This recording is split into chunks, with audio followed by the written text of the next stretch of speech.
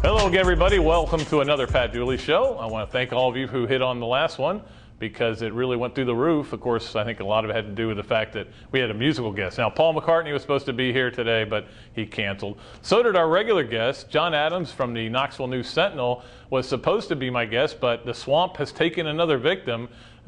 Poor John tripped when he was over there on Monday and tore his knee up, so he will not be here. We do have a guest, though, and I'll tell you about him in a bit. But first of all, let's go back and look at the game against Troy. Florida, miserable first quarter, really didn't play well. It looked like they hadn't been practicing. Even when they had a play that worked a little bit, you saw the touchdown pass to Cooper, he ran the wrong route. But then Tebow kind of stepped up and really played well. And I thought it was interesting what Tebow told me after the game. He said, look, I'm glad that happened because I wanted to see how we'd respond. I wanted to see if we could step up when things weren't going well, and they certainly did with the easy victory. Now up, Tennessee, big boy football. The Vols, of course, took it on the chin last week against UCLA. Surprisingly, I think for some people, but I thought it would be a close game. UCLA is not a great team, as I wrote in my column, middle of the Pac-10 team, and Tennessee just didn't look very good against them. Jonathan Crompton reverting back to form. So what are we expecting out of this game? Well, I wrote about this, and I think Gator fans need to calm down. If you don't kill Tennessee, it's not the end of the world. Go out and win the game. You're in a college football playoff right now. Everybody talks about why can't there be a playoff. This is the playoff, and this is a big game in the playoff. But I think Gator fans have got this, blood in the water shark circling Lane Kiffin and trying to get, they just want as much of his hide as possible. It could happen. Florida's a lot better than Tennessee. But I think Tennessee's going to come in here with nothing to lose. They're going to do a lot of wild things maybe, run some fake punts. Monty Kiffin is a good defense coordinator. Don't forget, he really restricted that UCLA defense last week. Monty Kiffin knows what he's doing. Ed Orgeron may be a crazy man as far as a head coach. I wouldn't want him to be my head coach, but he's a pretty good defensive line coach. And they've got a little bit better talent than they did a year ago. So it'll be interesting to see what happens on Saturday. I think, I was asked this question on the radio up in Knoxville. He said, is this the most anticipated game ever at the Swamp? And I had explained to him, no, last year's Georgia game, do you remember that? That game, people circled that in their calendars, couldn't wait to get a piece of Mark Richt. It's a similar situation. It's just that I think maybe it's at home. I think the Swamp may be as loud as we've ever seen it at the start of the game. Now, during the game, you never know. Sometimes it's circumstances. The Larry Kennedy pick against Tennessee in '91 was unbelievable. Right before '93, when Charlie Ward hit Warwick Dunn for the touchdown, there was a block in the back there. Of course, we all know that. The '97 FSU game. There have been plenty of games when the place got really loud during the game. But I think to kick it off, when that group of Gators comes running out of that tunnel, and they say, here comes the Gators, and the alligator's mouth opens, I think it's going to be the pinnacle. I think it's going to be the loudest it's ever been, just because the anticipation is so high for Florida to take care of Tennessee. Tennessee is a good team. They're not a great team, but they're a good team. And we all know that this is college football. Don't ever forget that. All right, we're going to move to a new segment we're starting this week. It's called Three Things, and these are going to be the three things that we learned about the previous weekend. Okay, the number one thing I learned about the weekend is the ACC stinks. It smells like rotten fish. Now, I know you said that before the season started. You said it after the first week when they looked so bad, but it got even worse, or almost worse, because North Carolina was losing to UConn. Duke was getting beat by Army at one point, and Stanford was beating Wake Forest in Wake Forest, and we all know what happened with FSU and Jacksonville State. The ACC saved a little face, but I don't think anybody's looking at that conference and thinking anything positive about it right now. Virginia Tech with a chance to maybe save face when they play Nebraska this Saturday. We'll see what happens there. Number two, and I wrote this, and I'm going to tell you again, don't put too much into first week games. You look at that first week, and everybody tends to overreact, and, oh, look at this, they're awesome, they're unbelievable, they're terrible, they're mediocre. First week games are like bowl games. You have all this time to prepare. It's not your true team. When you see what happened with Utah and Alabama in the Sugar Bowl, those weren't those true teams. But in a bowl game, weird things can happen because you have so much time to prepare.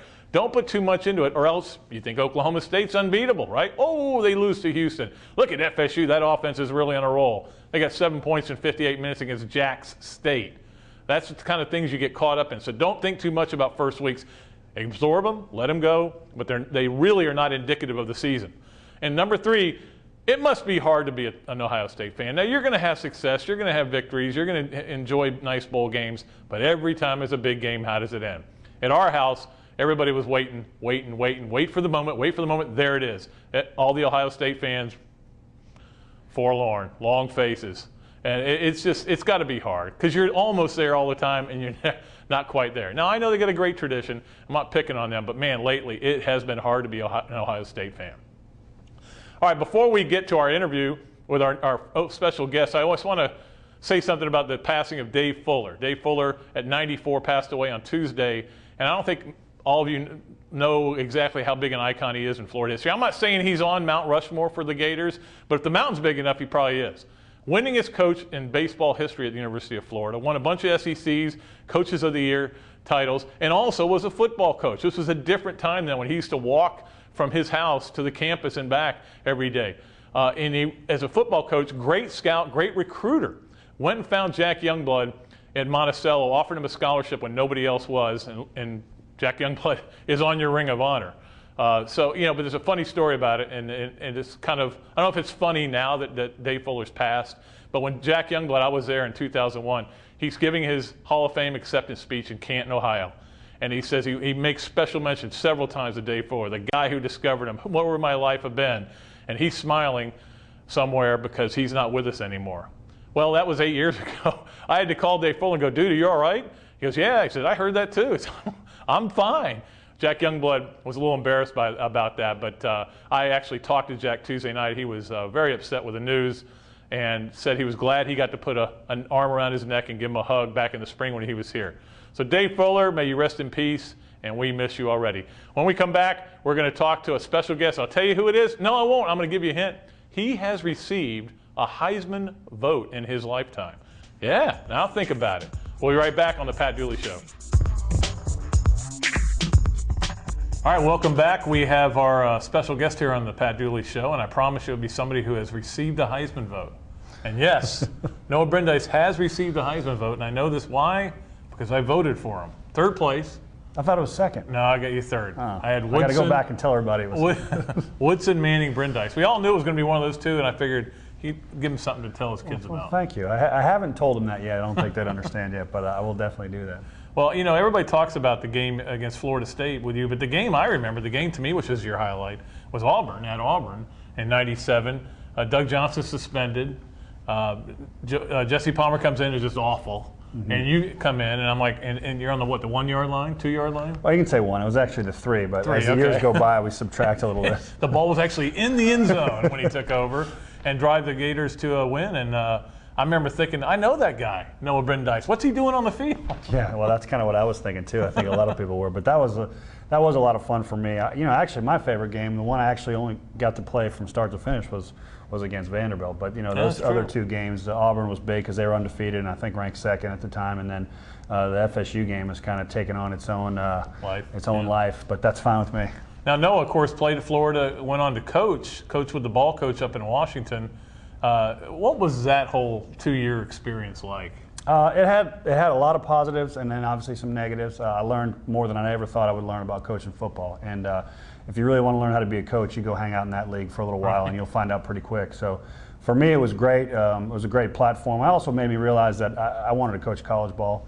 The way we ended there was certainly not what we wanted, but it was a great experience. I loved living up there. You were up there. You came to saw the played a little place. golf. Yeah, we played some good golf. We had some good golf courses. Probably played a little bit too much when we were up there. Maybe that's why we're not there anymore. But at the same time, it was a great experience.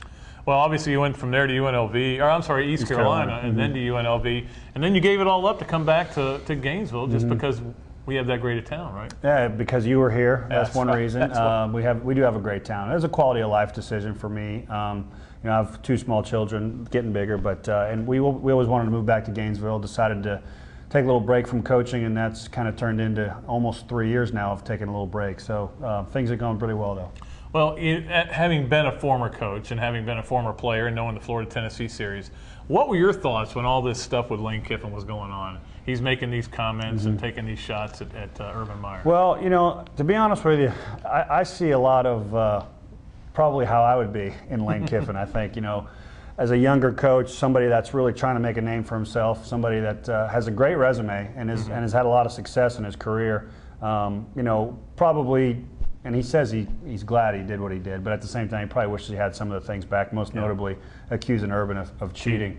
But, I think Lane is going to end up being a really good hire up there, and I've said that since day one. And maybe he'll learn as he gets a little bit older, as we all do as we get older, to kind of watch what we say, especially when you're attacking a program like this and a coach like Urban. Now, obviously, you were there during the Spurrier years when Florida had so much success, and watched from afar the Zook years where they didn't. And now you come in and you watch this Urban Meyer situation. I mean, you've got to be impressed with what he's been able to do the last 4 years. Oh, I think Urban's the best coach in the nation, and I really do. I think the way he runs his operation as a CEO and handles every facet of the program, to me, that's how you have to do it nowadays. I don't think I think the days of being a play caller or a defensive coordinator and a head coach and not really being able to do much else are over. And I think Urban, from the way he handles recruiting to the way all the way on down the line, the relationship he has with his players, I think he is the model of a head coach. Now, let's talk about this game coming up. Gator fans are a little bit out of control right now.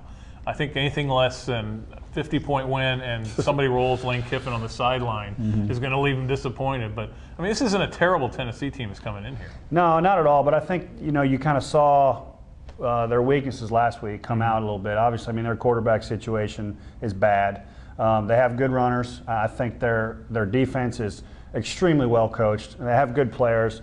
But I think ultimately what will end up happening is they might kind of keep it uncomfortably close for a little while, and then all of a sudden, maybe like last week where we have 3 or 4 scores pretty quickly, I think it'll get to be, I don't know if it's going to be 50 points, but I think it'll be it better be a victory. Well, and, if it's 52-14, what's wrong with this team? Yeah, I know. But that happens, as you know. Now, you've done a little radio as well, so you got a career there, heading up a radio TV career. Not a paying career, I'll tell you that. You could call Jesse and go, Jesse, if you can't get through a segment of College Football Live, I can come in like the old days and finish up for you. I tell you what, Jesse, it's funny. Jesse had a hard time saying the plays back in the day, and now he's on TV doing a great job. But no, I enjoy doing it. It's not something that I aspire to become my living, but if I get a chance to do things like this and do a little bit of radio here and there and just stay involved in the game, then I'd really enjoy doing that.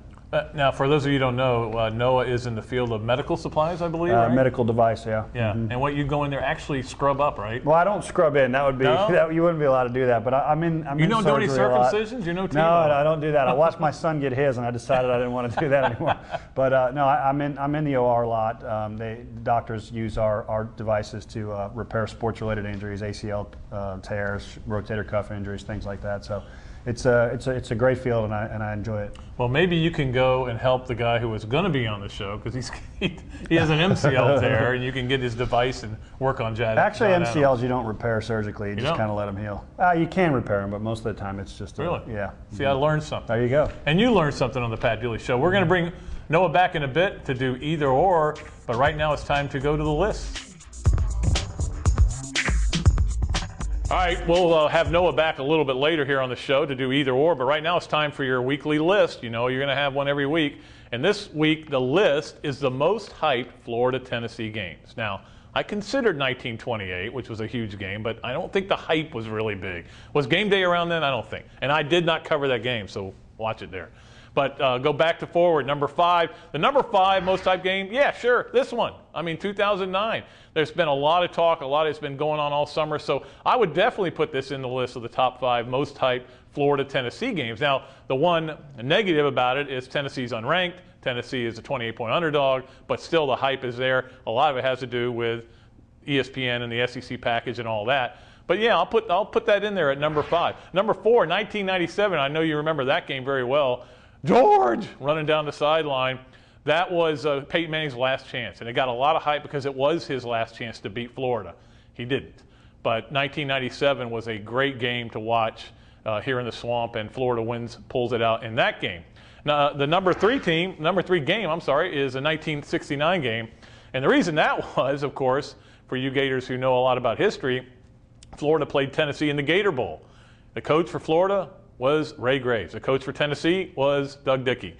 A week later, the coach for Florida was Doug Dickey. And everybody knew there was something going on there. Guys are going back from one to another. I think one of them was in Daytona, one was in Jacksonville, the camps, and they were going back and forth trying to break the story. So it got a lot of hype, even for that day. Now, game day wasn't there, obviously, but it's still, I want to put that one in there. The number 2 would be 2001, which, of course, was a tragic year, and 9/11 moving the game back to the end of the season, but it had so much at stake. Never has Florida-Tennessee had that much at stake. You had the SEC East Championship on the line. Winner goes, loser goes home. Winner goes to play LSU the next week in Atlanta, and if they win there, they go to the Rose Bowl and play for the national title. Now, certainly disappointing day for Florida, They lost that game to Tennessee. Tennessee, of course, went on to beat LSU and play for the national championship. And oh, wait, they lost to LSU the next week. That's right. What am I thinking? Yeah, that was a bizarre job of coaching by one Philip Fulmer, who now is working in TV for a reason. But that was a hugely hyped game because of all that was going on there.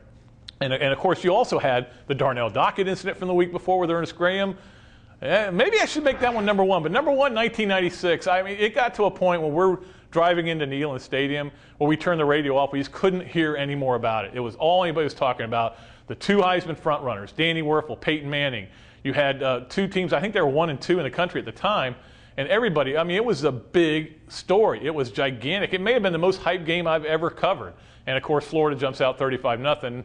All the fans leave. And that's, of course, famous for being the game that James Bates said afterwards to the reporters that he didn't know where the fans went. Maybe the Jeff Foxworthy show was on. Love the Bateser. In fact, he was supposed to be on the show, but he got called out to L.A. Yeah, but I got a great guest for you, right? You love Noah. So we'll be back with our next segment, of course, which is Either Or. Noah Brindise returns to the studio to join us, and we'll see if we can put him on the hot seat. All right, welcome back to this week's edition of Either Or, our weekly feature here. Noah's joined us again, and we're going to start with, Noah, if you had a chance of one song to listen to for the rest of your life, and these are your only choices, would it be Rocky Top or the Macarena? I actually like the Macarena. I would choose the Macarena. No. Rocky Top, is one of those things as a former player kind of gets you fired up, but yeah, I'm a Macarena fan. You like to hear it once, though, when you go on the field? You don't want to hear it 40 times. Yeah, exactly. Once or twice is good, and then after that, it's probably not a good sign. Like when they come on the field, and then when they come back at halftime. Right, exactly. That's about it. And there's a couple of games where that's all you heard it. I'm going to stick with you on Macarena. I hate the Macarena. Really? I mean, in fact, at our wedding, we said, here's one song you can't play, and sure, like the 8th song. I'm pretty good at it, though, so I like it. Well, that's good to know you have that talent. Who was the more impressive freshman quarterback, Tate Forcier or Matt Barkley?